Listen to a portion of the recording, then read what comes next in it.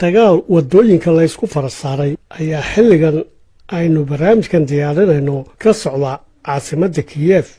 ee Jamhuuriyadda Ukraine kadib markii ay ciidamo Ruushii soo galeen magaaladaasi. barnaamijkeennana waxaynu ku soo bandhigaynaa oo daaha kaga qaadaynaa sababta keentay in magaaladii caasimadda ahayd ay noqoto tikiriya ee ay ciidamada Ruushku soo galeen ama qabsanayaanba ama qaybo ka midaba ay qabsadeen, iyadoo dalka intiisii kale oo dhan aanay jirin magaalo ay wada qabsadeen marka laga reebo magaalada weyn ee Chernobyl ee xuduudda Belarus saaran.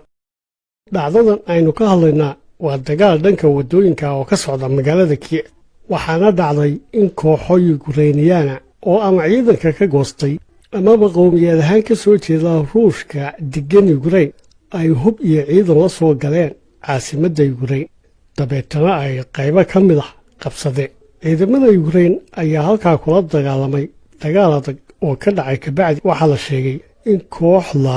hubaysnayd dib looga saaray caasimadda.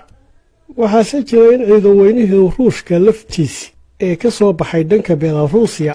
oo soo maray magaalada Chernobyl dabeetana u soo gudbay magaalooyinka ku xiga oo ah laba magaalo oo yaryar ay dacalka ka soo galeen magaalada caasimadda. xukuumadda Ukraine war ay soo saartay waxay ku sheegtay in laga takhalusay kuwii wax kharabayay ee Ruushka ahaa ee gudaha u soo galay mandaqadda ka mida magaalada Kiev, waxaana Ukraine ay soo bandhigtay askar maxaabiis oo ay sheegtay inay ka qabsadeen ciidamada Ruushka. si aynu u fahnaa haddaba wixii jimcihii maanta dhacay ee ka dhacay Ukraine iyo ee keenay inay ciidamada Ruushku soo gaadhaan caasimadda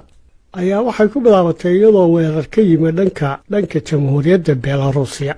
oo ciidamadii Ruushka halkaa ku sugnaa ay soo baxeen, waxayna soo galeen magaalada Chernobyl oo ah magaalada keliya ay ka qabsadeen dhulka Ukraine, waxayna uga soo gudbeen magaalada Ivankiv oo isla dariiqa webiga ku taala ilaa ay ka soo gaadheen magaalada Dimer oo iyadu duleedka caasimadda Kiev ku taala. aagga Jamhuuriyadda Belarusiya iyo xuduudda Ukraine oo dhan waxaa hore u fadhiyay ciidan weynaha Ruushka.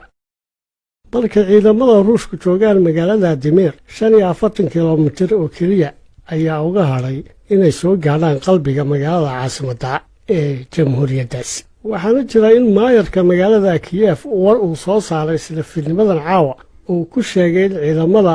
Ruushku ay dacalka ka soo galeen magaalada Kiev isla markaana uu la macaamilayo sidii aanay waxyeello u dhacdeen. arrinta isweydiinta mudanna waxay tahay sababta caasimadda ay u noqotay halka ugu horreysa ee khatartu ay dul saaran tahay. maxaa caasimadda halista intaa la egeliyey iyadoo ciidamadii Ruushku aanay weli magaalo ka mida Ukraine wada qabsanin? ciidanka Ruushka ee ka soo galay Belarusiya waxay soo qaadeen dariiqa webiga iyagoo labada dhinac ka raacaya, sidaasay Chernobyl ku soo galeen dabeetana uga soo gudbeen Ivankiv ilaa ay ka soo gaadheen Dimer.